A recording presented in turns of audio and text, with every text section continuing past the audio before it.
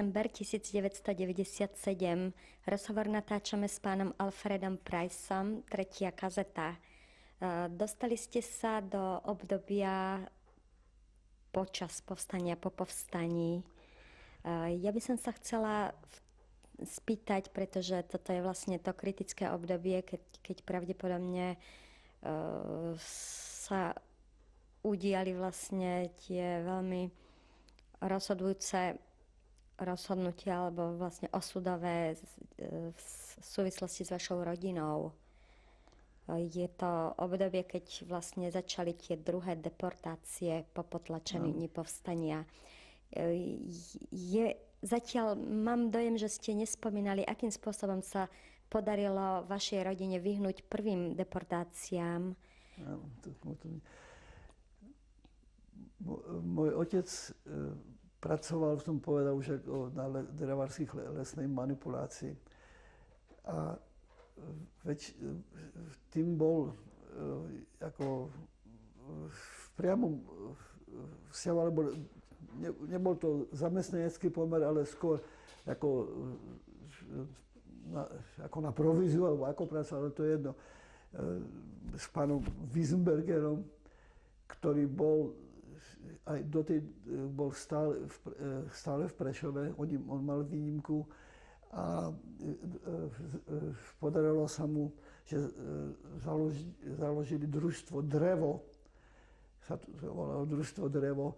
Tam ako oficiálny vedúci alebo majiteľ, alebo čo toho bol, bývalý senátor, použil jeho meno, sa nesme za Hlinkovú ľudovú stranu. Ale rozhodne nie antisemita a rozhodne nie fašista. To bol veľmi slušný človek. Neviem, aj sám pán Wiesenberger k nemu poslal. Ja osobne som tiež dostal ako pracovnú knižku, že som ako zamestnanec toho družstva. Čiže vďaka nemu ste získali vlastne, alebo váš otec... Takže týmto spôsobom moji rodičia dostali tú tzv.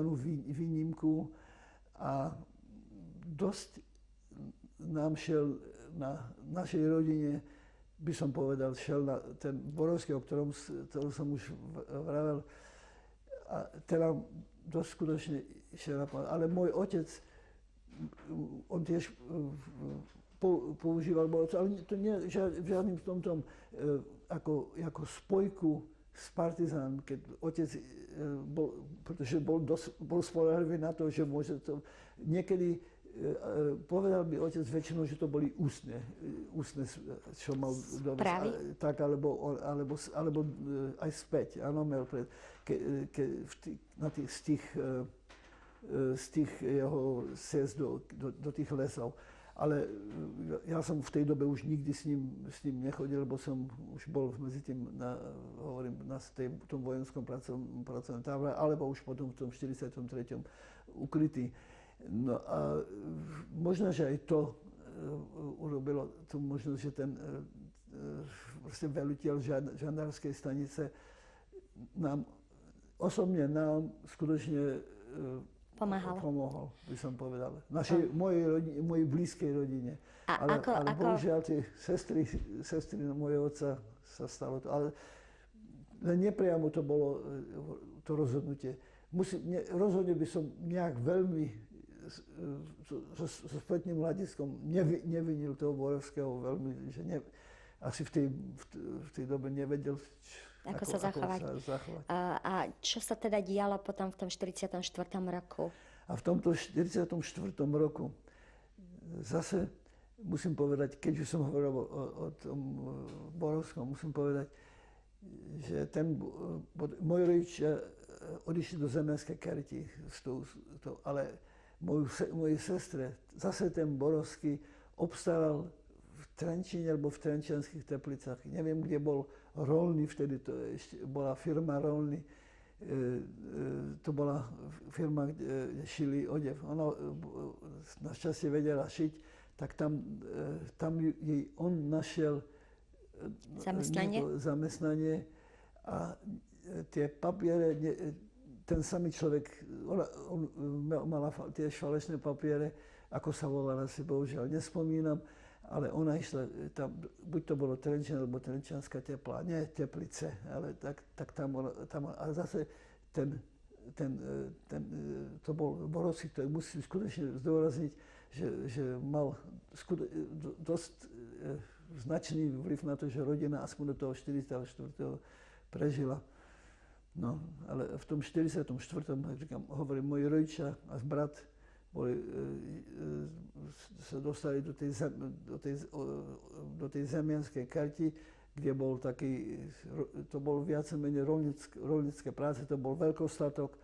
A rodičia, keby to bolo tak, len tam, tak hovorím, tiež by neboli určite mali nič proti tomu, no ale, lebo tú prácu, ako to človek vedeli vydržať. Ja som raz, v tej dobe som už bol v Korytnici, som ich tam navštívil. Bol som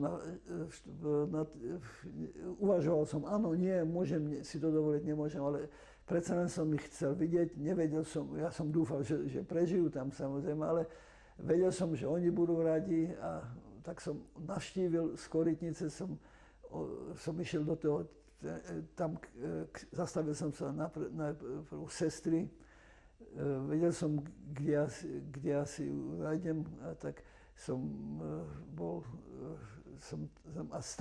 bol som tam len niekoľko hodín a išiel som ďalej vlakom do tej zemianskej kerti a tam som tiež nezostal dlho, myslím jednou po obede alebo takto.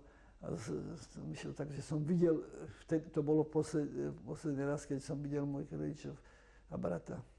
Kedy ich potom deportovali do Serede? Oni boli deportovaní do Serede, ako som myslím už spomínal, že to bolo, že boli deportovaní tam deň po Jom Kipur v roku 1944, ale nie, to bolo už zo Seredy. A tak niekedy... Po povstaní pravdepodobne? Áno. V Seredi oni sa dlho nezdržali, lebo bohužiaľ to neviem, ale viem, že to bolo už keď boli zo Seredi deportovaní. Či sa dostali aj tam priamo do transportu, to bohužiaľ sa nepamätám, ale aj to mi dosť slievajú tieto, pretože to viem, to som vedel aj presnejšie, lebo boli tam moji príbuzní, ktorí ako vedia, kedy boli, ale viem, že mi strýko povedal, držiac za nimi proste deň pred tým, čo sú židovské sviatky Sukot. A to všetky som dodržal, ako to držím doposiaľ samozrejme. Pretože on počítal s tým, že boli deportovaní a to sa vedelo, že išli rovno bohužiaľ do plynu. A to, že počítali na 3 dní a takže ten deň pred tými sviatkami Sukot boli už zaplynovaní. No tak to bolo také. Týkalo sa to teda vašich obidvoch rodičov a vášho najmladšieho brata. No. Ktorému boli vtedy 12 rokov. Ako sa volal? Môžete zopakovať jeho Herbert. meno? Herbert. My sme ho volali obyčajne doma židovským menom. On sa volal Chaim Cvi, tak my sme ho volali doma týmto. My sme sa volali doma väčšinou tými hebrejskými menami. Aký bol váš osud? Vy ste spomínali, že potom ste sa dostali do hôr. Tam ste skončili rozprávanie. Musím povedať o tej Korytnici trochu. Ja som tam pracoval väčšinou som tam pracoval, viete, že v Korytnici sú kúpeľne, že nemusím takto povedať, ale je to kúpeľ a že sú tam medzi inými minerálne vody, chodia sa tam ľudia liečiť. A ja som pracoval u tých prameňov minerálnej vody, plnil som fľaše minerálnou vodou a ktorá sa rozvážala potom nákladnými autami väčšinou, aj vlakom, ale väčšinou nákladnými autami všade možné. Ja sa pamätám, že osobne som bol, že ma poslali do Dubnice nad Váhom. Tam bola nejaká dosť veľká továrňa, myslím, že aj doposiaľ je. Proste sme tam viezli tiež tú vodu. Inakšie som ja väčšinou nebol pri doprave. Ale pravdepodobne nemali vtedy niekoho, tak ma poslali tam. Inakšie sa nepamätám, boli poslali niekam inám. Ale tá práca nebola nepríjemná. A zase hovorím, som bol rád, keď toto. Problém bol inakší. Ten človek, čo mi tam pomohol, o ktorom som povedal, bol to veľmi slušný človek, syn tých ľudí, čo som u nich býval, mal jednu vlastnosť, ktorá sa niekedy veľmi, bohužiaľ rád pil.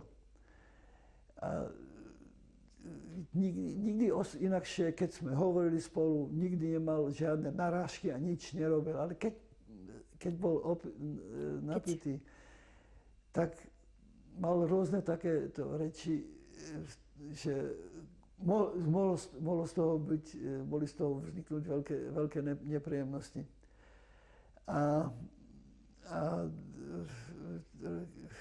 Bohužiaľ to sa stalo častejšie, čím ďalej častejšie. Tak som nevedel, čo mám robiť a to bolo ešte pred povstaním, ale proste inakšie problémy som tam priamo nemal. Len som si musel dávať pozor, aby som nevystupoval ako človek, ktorý povedzme má nejaké znalosti alebo že má nejaké vzdelanie, pretože som tam bol ako robotník a nechcel som nejak zbytočne vystupovať ako študent alebo niečo takého. Ale potom za povstania, hovorím, za povstania som sa raz odvážil ísť, tam bolo väčšinou, zabrali tie všelijaké to, ako som už povedal, myslím, armáda, i keď to bolo to, tak tam boli niektorí ľudia, ktorí zase, ja som mal oviazanú ruku až sem, lebo som hovoril, som sa porazil, proste pomenil cirkulárkou, nebol som nejak, buď to, alebo nešikovný proste, tak. Áno. No a tak ja som niekoľko týždňov nemohol pracovať. Ale dovolil som si, pretože ma to veľmi zaujímalo, niekedy zajsť, proste si počúvať správy. A viem, že raz sa stalo, že nejaký dôstojník sa pýtal, kto je ten človek, ako to. No a tak som si myslel, od tej doby som prestal chodiť na správy. I keď to bolo za povstania, som si myslel, čo budem to, tak som len si dal, nechal som si takzvanú ostražitosť, takú, akú som zachoval predtým. Raz sa ale stalo, tam to bolo, že som tam videl, v tej korytnici, som videl tam nejakých ľudí, proste neviem, ako som ich potkal, ale videl som, že bývajú v nejakí ľudia, to bolo ale za povstania už z Prešova. Boli to Finiasovia, sa pamätám, a Millerovi nejakí, to bol ten pán Miller. To znamená ľudia židovského pôvodu, židovského pôvodu, ktorí sa dostali tiež. A toho pána Millera syn, myslím, bol vtedy už ženatý, bol určite ženatý už. A za ženu mal práve dceru toho Finiasa, preto oni boli tam, oni to pohromade. A jednoho dňa videl som ich tam a nejak neviem ako, ale nejak som vedel, kedy bol Jom Kippur v tom 44. roku a oni tam ešte boli. A ja som nešiel k ním, lebo som nechcel, nevedel som čo a ako, ale prešiel som niekoľko raz pod oknami, kde oni bývali. A ten pán Finias sa tam asi si uvedomil, že niekto má záujem k ním ísť. A on mal židovské tie modlitevné knižky a za oknom sa s tým postavil a ako ukázal to. A ja som pokýval hlavou, tak mi povedal, že som prišiel hore. Ale to len hovorím preto, že, že človek to... A boli tam ľudia, s tými ľuďmi som sa ešte potom zotkal, keď som utiekol do hôr potom. Ale nejaké nepríjemné príhody, najnepríjemnejšie príhody v tom, čo som mal pred povstaním, bolo len to, že som sa bál toho syna. Toho prostorekého syna. Ale nie aby to robil z nejakých nepriateľských úmyslov. To bol slušný človek, ale proste niekedy viac hovoril. No. Áno, a čo sa dialo potom v horách? No, v horách, keď som sa rozhodol odísť, keď utekali do hor, neviem presne datum, ale tak som proste utiekol tiež.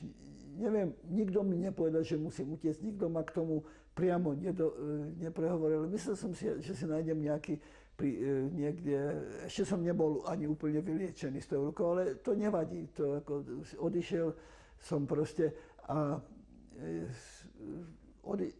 nebolo problém ísť nejakou skupinou, povedzme niekoľko kilometrov.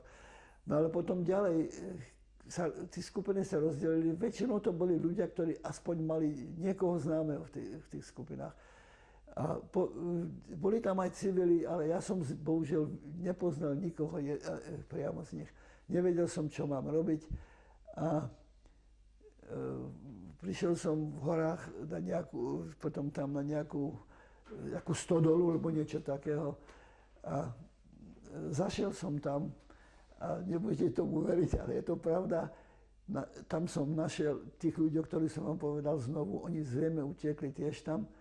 A naviac tam bol ešte aj muž tej Phineasovi, ten doktor Miller, ktorý vlastne, pamätám sa, že by ma ošetroval tam, pretože bolo najjednoduchšie ísť na vojenskú ošetrovňu. Tak on bol ako vojenský lekár, mal ako hodnosť podporučíka. Neviem, kde tú hodnosť vzal, ale to mal ako výložku.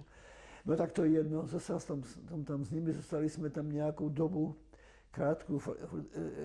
Ja som uvažoval o tom, tí všetci boli pomerne o mnoho starší ako ja. Aj tí Phineasoviti neboli o mnoho starší, ale boli o niečo starší ako ja. Ale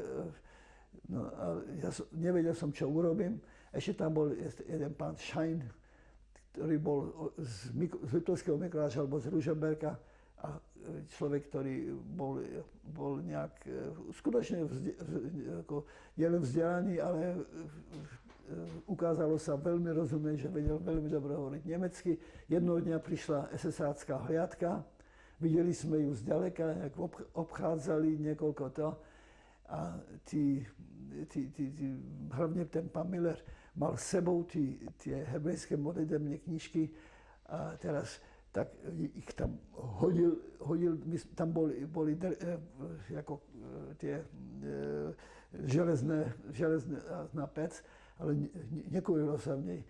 No tak proste stačilo to tam hodiť, nebolo to aj tak moc rozumné, to je jedno. A keď prišla a dovolili sme sa, že ten pán Schein bude hovoriť s tou hliadkou, či to bude možné, keď ako bude možné, aby jeden bol hovorca, tak on bol hovorca potom s tou SS-áckou hliadkou. Ukázalo sa, že pamätám na toho veliteľa tej hliadky, hovoril, že dokonca nám povedal, tomu jemu povedal meno, a viem, že jeho meno bolo Holub. Takže ale hovoril nemecky ako dobre, možno, že to bol Suzet niekto, alebo takto, to je jedno. No ale to bolo skutočne jedno z veľmi nepríjemných, medzi iným, čo sa pamätám, že sa týkalo priamo mňa, tak sa ten Holub pýtal, hovoril, wer ist der Junge hier? Ako, kto je ten mladík? No, on mu povedal, že som prišiel z východného Slovenska, že tam už prebehla fronta, že mal nepríjemnosti, že Rusovia zabili rodinu, alebo čo tak, že utiekol. A že rozhodne som nemal nič s partizánmi, ani že som nič o partizánskom tom by som, že ani neviem nič, by som nemohol im povedať. No on si to, on tomu ako veril, ani sa nepýtal, nechcel vidieť moje papiere a že nikoho papiere, nikoho, na základe toho rozhovoru len povedal, no teraz už to nemusíte sa báť. My sme povedali, že sme utekli nie pred nimi, ale že sme utekli pred tým, ako na to, keď bolo to povstanie sem. No a on povedal, že oni všetko majú pod dozorom a že rozhodne nie je radno, aby sme zostali tam, aby sme sa vrátili. Neviem, čo urobili oni a ja som sa rozhodol, staň sa voľa Božia, idem späť do Korytnice. Tam som zase prežil ešte ďalej, mal som trochu problémy tam, pretože Korytnica, ako viete, ešte raz hovorím, že to boli kúpele, boli tam ličili sa tam ľudia, ale potom po povstaní to bolo prázdne a postupne sa znižoval rozpočet, od nikoho pomaly nič nedostali, vláda ich trochu podporovala ešte, ako tie kúpele, ale nie čím ďalej menej a menej. Nejakú dobu ten riaditeľ ma držal nejakú to, ale bol problém. Bol problém čím ďal väčší. Pozrieť, prišiel riaditeľ a hovoril, Ondro, ja už nemám prostriedky v rozpočtu, ja ťa nemôžem ďalej držať. Ale keď chceš tu zostať, tak ešte tu zostane nejakú dobu. Ja som mu povedal totiž, že teraz na východ ísť, že mu známo, že sa zastavila fronta, že nebolo by pre mňa jednoducho sa tam dostať teraz. Nie kvôli tomu, ale že cez frontu ísť. No a potom mi sa stalo ale to, že tam bolo ten správca budov, bol to nejaký architekt, ale meno už sa nepamätám. Tam mal nejakú snúbenicu, myslím, to bola jeho Marienka, tá bola luteránka a bola veľmi slušné dievča. A tá mi, ako sa ma pýtala, Ondro, vedela, že mám problém s tým, že možno, že by som sa mohol dostať do tej správy budov, že či by som chcel neho pracovať, povedať samozrejme. A ona mi to ako s tým architektom, tak som mohol tam ešte zostať dlhšie. No ale postupne ani on nemal už prostriedky a nemal ani prácu. Tak potom som začal od decembra, januára začal hľadať nejaké cesty, ako sa dostať na oslobodený územie, lebo čo som vedel, že Prešov je dávno, je už slobodný, je dávno, ale je slobodný, ale dostať sa tam, ako sa tam dostať cez to frontové územie. A mimo to ešte chodili tam, i keď priamo v Korytnici neboli Nemci ako neustále, hliadky chodili veľmi často. Jedna hliadka bola veľmi, to bol veľmi nepríjemný deň. Vedúcim tých hliadky bol priamo SS-hácky generál. A proste obišli to, kam šli to, ja neviem, tá hliadka, ale zastavili sa v Korytnici na dosť dlho. Dosť skoro po obede už ako prišli k nám a samozrejme, že to bolo už ako zvykom, keď prišli Nemci, takže sa im dala aspoň tá voda, aby si vzali so sebou. Predtým aj dostali jedlo a čím ďalej bolo viac obmedzené to jedlo, lebo nemali tak ďalej, ale vodu, tá vždycky tam bola, minerálna voda. No a ja som, keď bola možnosť, tak vždycky ma tam dali, keď bolo treba vodu. A ja som pracoval na vode, nič som nevedel, nikto ma neupozornil, že je tu nahliadka a naraz, kde sa vzala, tu sa vzala. Vidím okolo sami Nemci, teraz som myslel, že prichádzajú pre mňa, nebo ma nenapadlo, že by prišli, aj s tým generálom prišli k tomu prameniu. No ale oni skutočne chceli len vodu. Tak. No ale to bolo jedno, to ma ešte upevnilo v tom, že musím za každú cenu nájsť nejakú cestu, že nebudem čakať, kým sa korytnica oslobodí, alebo to sa mi po dlhej dobe podarilo, pre mňa to bola dlhá doba. No, že som získal, hovoril som s rôznymi ľuďmi, o ktorých som vedel, že by mali záujem, keď už fronta bola prešla, tak tí mi doporučili z nejakých ľudí, ktorí mi zase proste doporučili ľudí, ktorí by mali vzťah, ktorí by vedeli o skupinách, ktorí by chceli prejsť. A to boli proste jak vojaci slovenskí, ktorí príslušníci armády, tak partizáni. Ale vedenie potom, keď sa to konečne koncom januára uskutočnilo, to sa odročovalo z týždňa na týždeň, mali dôvody, oni tiež. No tak som bol veľmi šťastný, keď povedali, tak ja neviem, konečne sa vydáme na cestu a cez rôzne dediny, cez Lužnú a neviem všetko, kam sme išli. Viem, že sme prišli až pod Chabenec. Tam bolo nejaké partizánske veliteľské stredisko. Mimochodom, medzi nimi som povedal jediného známeho. To bol môj kamarát z doby štúdií. S jeho sestrou som dokonca chodil nejakú dobu. Ona prišla o život v koncentráku tiež. Jeho meno je Artur Hönig, teraz žije v Izraeli. A on tam bol, dokonca si pamätám, že mal výložky ako četár, aspirant. Tak nemal predtým aspirantské, ale pretože mal maturitu, tak ja neviem, tam četár bol, neviem, mal dva, tak neviem, to nebol četár, myslím, že to len četár, myslím, mal už 3 to. Tak proste mal 2 tie gombíky tam. To je jedno, neviem, v jakej hodnosti Takže Artur Hönig bol váš známy, ktorý bol v partizánskej skupine, nie v Chabenci. Bol na Chabenci. A bol aj za povstania, bol príslušníkom tej armády a pozdejšie partizánskej skupine. Ako dlho trval tento prechod? No, šli sme z Chabenca ešte do toho, kým sme prešli frontu a upozornili nás, že to môže byť nebezpečná cesta, ale cesta skutočne sama len bola dlhá. Videli sme niekoľko mŕtvol tam tiež, ale cesta, vedúci boli partizáni, tej skupiny, a boli tam partizánsky, vojenskí, partizáni, vojaci, aj normálni civili, ako som bol ja, alebo to bola to väčšia skupina. Každého, proste samozrejme si zistili, kto sme, ale to ako, kto sme, ale ani ním som nepovedal moje skutočné meno. Nikto sa na to nikto nepýtal, nechceli vedieť.